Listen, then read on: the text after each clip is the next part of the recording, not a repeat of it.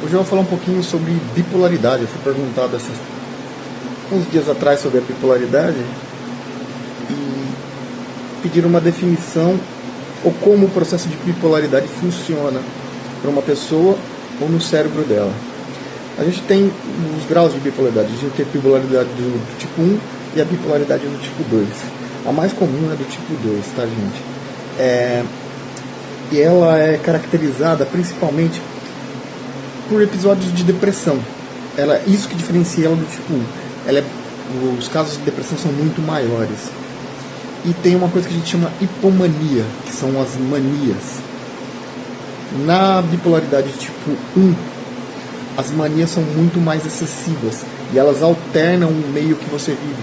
Elas infligem um mal para a própria pessoa bipolar ou principalmente para os outros. Na tipo 2 existe a hipomania, que é caracterizada por uma mania bem mais levezinha. Então não interfere muito no dia a dia. Só que a gente, para desassociar uma da outra, a gente tem que ver se não tem casos de psicose. Se tiver psicose, é bipolaridade do tipo 1, tá? E aí já influencia negativamente no dia a dia, tá? A bipolaridade do tipo 1, ela é muito mais caracterizada por esses campos de manias excessivas. E o que seria a bipolaridade? São alternâncias entre uma euforia extrema e um princípio de depressão ou baixa estima. Na bipolaridade tipo 1, principalmente, caracterizamos muito mais a hipomania do que os casos de depressão. Então, a hipomania não, a mania do que os casos de depressão. Então vemos um euforismo maior. Na tipo 2, vemos mais os casos de depressão. Vemos a pessoa mais triste, com problemas de relacionamento, ela é muito mais retraída. Isso causa outros sérios problemas. A bipolaridade tipo 2 é muito mais leve do que a tipo 1, tá? A tipo 1 normalmente vai te levar a problemas muito mais sérios. Não tem cura, tá? Mas tem controle. Então esse controle passa por uso de medicamentos, um tratamento multidisciplinar com psicólogos, médicos, nutricionistas, profissionais de educação física, terapeutas ocupacionais, entre outros. Precisa haver uma ocupação da mente, do cérebro, para que as pessoas minimizem as manias, né? Principalmente as manias na parte do tipo 1, e regularizem os processos depressivos e de ansiedade na bipolaridade do tipo 2. Tá? Normalmente a bipolaridade do tipo 1 é uma condição mais genética e ela é definida em qualquer faixa etária da vida. Na bipolaridade tipo 2, ela é tardia, ela começa mais tarde, principalmente em casos de depressão mais extremada. Então ela pode começar, é muito comum ela começar após os 20, 25 anos. E essa impulsividade na do tipo 2 pode manifestar algumas tendências, principalmente tendências suicidas, tá? Por causa da depressão. E o uso de drogas. Então ela tende a consumir drogas. Não estou falando drogas ilegais também só, tá? Drogas legais e drogas ilegais. Ela tende a ter um uso muito mais extremado desse tipo de substância. Principalmente se ela é medicada, ela começa a aumentar a dose gradativamente do remédio sem o seu psiquiatra saber.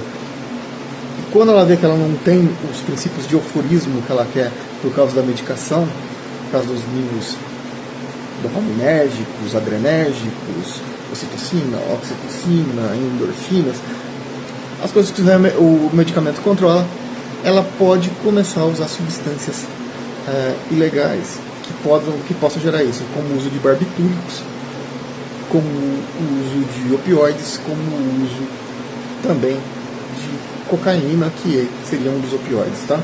Ou outras drogas que causam esse tipo de euforia. Normalmente elas tendem a não usar drogas que causem uma baixa estima ou uma volta à depressão mais acentuada ao princípio do uso, que seria tipo a maconha, ou drogas mais relaxantes, né? ela faria o uso de drogas mais psicoativas, como fenobarbitúricos. Na tipo 2 ainda, vamos continuar no tipo 2, que é a mais comum, ela frequentemente é acompanhada de comorbidades. Ela tem algum tipo de comorbidades, transtornos de ansiedade, transtornos alimentares, transtornos de personalidade são muito comuns nela. Você parece que identifica duas pessoas ao mesmo tempo. Não é uma síndrome de dupla personalidade, mas é um grau que você vai olhar, parece que você está conversando com duas pessoas completamente diferentes em períodos muito curtos de tempo. Pode acontecer um espaçamento muito curtinho de tempo entre uma crise e outra.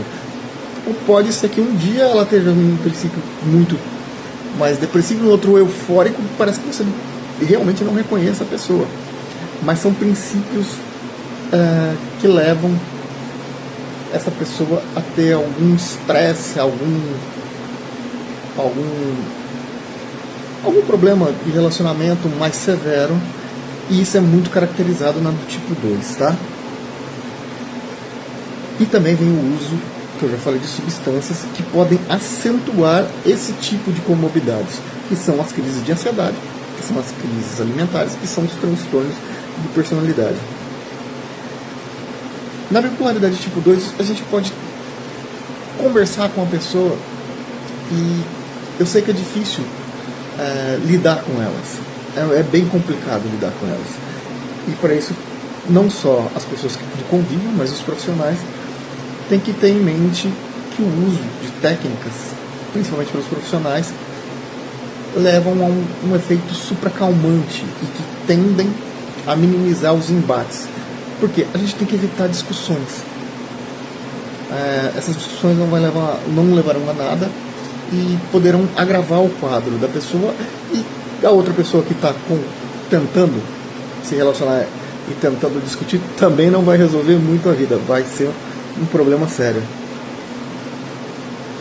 A gente tem que, como a crise depressiva é muito mais acentuada, o processo de conversa tem que ser muito tranquilo, muito calmante, e tem que levar alguns aspectos que tendem a mudar a vida dessa pessoa. Não adianta a gente infligir uma coisa a ela, tipo, você tem que fazer atividade física de qualquer forma. Tem, mas não é desse jeito que você vai levar ela, você vai afastar ela. Você tem que sair de casa. Tem, mas ela pode estar levando uma crise de ansiedade com síndrome do pânico, e que ela não vai sair. Não adianta você tentar fazer ela andar 100 metros para fora de casa, que ela não vai fazer. Então você vai ter que conversar com ela, ter paciência, usar de métodos, usar de esquemas terapêuticos, ter muito amor, muito carinho, muita compaixão. Eu sei que em determinados momentos é difícil, principalmente se não é muito ligado à família, é uma amizade. E também se é ligado à família, é porque tendem a aturar um pouco mais.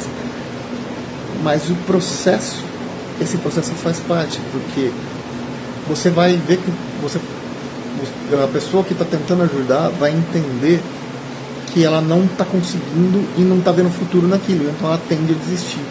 Não é que ela não esteja conseguindo ajudar. O problema é que é um processo lento e que tem que levar em consideração diversos fatores da doença em si. Então a bipolaridade tipo 2 é caracterizada por uma hipomania e com quadros depressivos bem acentuados, tá? Já a bipolaridade do tipo 1...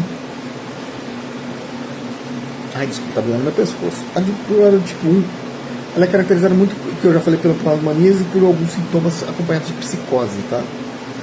E o é um transtorno bipolar muito severo, principalmente pelo euforismo. A euforia exagerada, você vai prestar atenção um pouco, ela tem uma euforia muito exagerada. Parece que ela está muito feliz, muito extravagante, ela está muito extrovertida. A energia dela está lá em cima. Só que ela tem uma desorganização da vida, e principalmente uma desorganização desses pensamentos. Ela tem uma impulsividade muito grande e que geram problemas de relacionamento, problemas no meio ambiente, problemas no trabalho, problemas do dia a dia.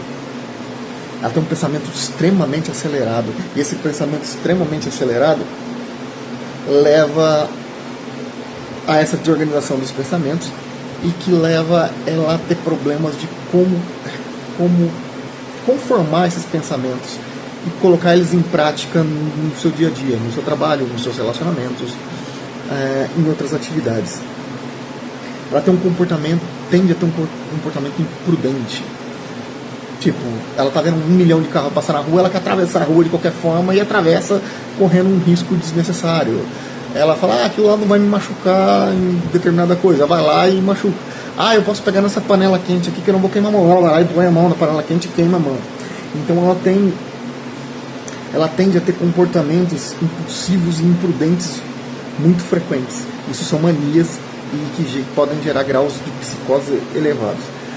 E na tipo 1 ainda você tende a ter graus de depressão muito mais baixos. Essa é a principal diferença do tipo 1 e do tipo 2, tá? E o que acontece com o cérebro nesse procedimento da bipolaridade? São áreas, eu não vou explicar muito quais são as áreas que são afetadas, mas as áreas depressivas ou da impulsividade basicamente são muito próximas e também parece que elas são, você vai entender que parece que elas são opostas, totalmente opostas. Em si, isso é uma desregulação hormonal e que vem por via sináptica dos neurônios e axônios, né? E a baía de mielina dessas pessoas, que são os atróficos, ela tende a deixar os impulsos elétricos passarem mais rapidamente. Então você tende a ter uma disfunção de sinais elétricos no cérebro. Isso a gente pode confirmar que eu falei do autismo outra vez, pode gerar um brainstorm, uma tempestade. Não é bem isso, tá? Não gera essa tempestade. Ela tem só uns pensamentos mais gerados por uma descarga elétrica maior. No autismo, essa descarga elétrica parece um curto-circuito. Nessa não é um curto-circuito, ela simplesmente é uma descarga elétrica maior, levando a uma impulsividade maior, levando a uma aceleração dos pensamentos mais frequentes e gerando todos o restante de coisas que eu já disse há uns segundos atrás. Tem tratamento? Sim, é o que eu falei. O tratamento passa por psicofármacos, psicoterapia, passa por atividade física, a nutrição ser balanceada e muita calma, muita paciência, muito amor, pois é muito complicado lidar com uma pessoa bipolar. E eu sei que nós tendemos a não ter paciência, muita paciência, para lidar com coisas que nos desafiam em si. Só que com eles o desafio é muito alto. E aí nós temos que ter um grau de relevância, quase um grau de serenidade, para falar assim um termo que seria mais... é menos correto, mas seria mais próximo. Temos que ter um grau de serenidade, temos que ser serenos, tranquilos, calmos. Levar em consideração que essas pessoas vão nos ferir em algum momento, vão ter comportamentos que você não vai conseguir entender, só que isso faz parte da doença e é uma doença que precisa ser tratada. E como todo tratamento, não é só farmacológico, precisa de ajuda, e de ajuda externa, e de ajuda pessoal, de ajuda principalmente afetiva. Uma grande parte do tratamento da bipolaridade é a afetividade.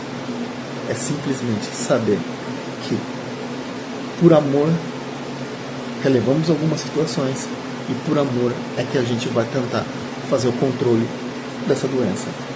O tratamento é longo, é difícil, complexo e não pode ser parado nunca. Então, é por isso que essa pessoa é tão relevante no tratamento. Talvez a pessoa que ajude o bipolar seja o fator do tratamento mais importante de todo o quadro geral do pós-diagnóstico.